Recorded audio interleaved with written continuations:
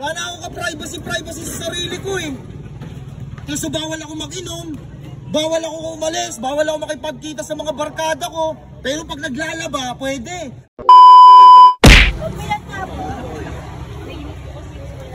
Grabe naman. Lagi nakasunod.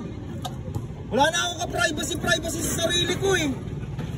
Kasi bawal ako mag-inom, bawal ako umalis, bawal ako makipagkita sa mga barkada ko. Pero pag naglalaba, pwede. Pag nag-uugas, pwede. Pag nagsasampay, pwede.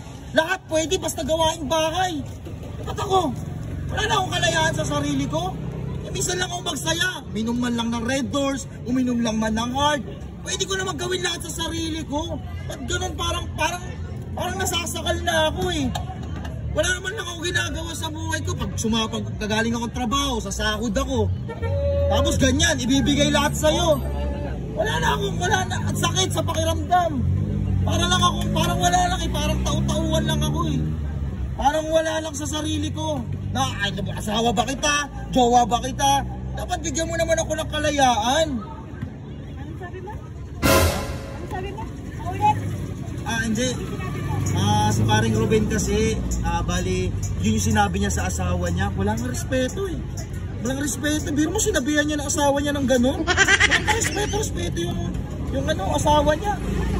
Ayun, pinalaya sa bahay. Kung gagayahin yun, yung pare mo ha? Ay, hindi. Hindi ko gagayahin. Gagaya mo yun, papalayasin kita sa bahay. Hindi lang yan ang mangyayari sa iyo. At saan kinapunta yan? Sinabi ko lang yun, ibig ko sabihin, yung mga sinabi ko kanina, sinabi lang ni paring Ruben yung sa asawa niya, kaya nga naawa nga ako. Ba't na sa boses mo? Parang may kaawit eh. Ako yata inaawit eh. Ay, hindi. Kumbaga expression, kasi sinabi ni paring Ruben yun. Kung ano lang na may pagkakasabi ni paring Ruben, yun lang na may sinabi niya sa asawa at binanggit ko lang sa'yo. At saka, magsabihan mo yung kaibigan mo ha. Payuwa-payuwa mo yan. Oo naman.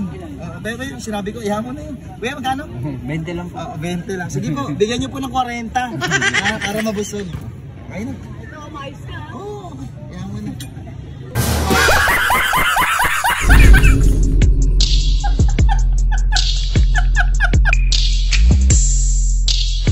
Yo, hello, what's up mga ka-host? Tuloy lang sa'yo. Goodbye. Peace up. Let's go.